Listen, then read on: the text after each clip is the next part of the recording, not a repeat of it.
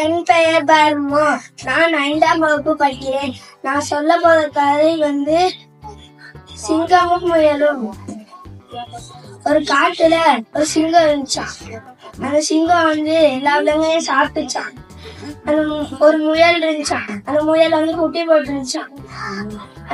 அந்த சிங்கம் அந்த குட்டிகள் எல்லாம் சாப்பிட்டுச்சான். அந்த முயல் தந்திரமா யோசிச்சு அது சிங்கம் சிங்கராஜா சிங்கராஜா உங்களை மாதிரியே ஒரு குளத்துக்குள்ள இருக்கான்.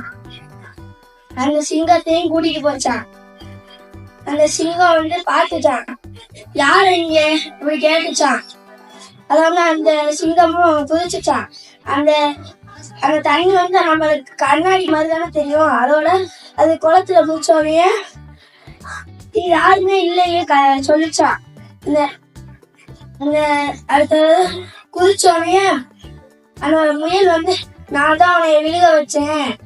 நீ இனிமே எங்க குட்டிகளெல்லாம் சாப்பிடக்கூடாது, சாப்பிடியா கேட்டுச்சா. இல்லைன்னா நான் அவளை தூக்கி விடுவோம்.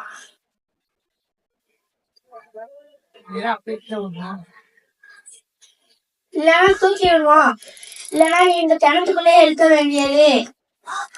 இந்த கதையில யாரையும் துன்புறுத்த கூடாது. தேங்க்யூ.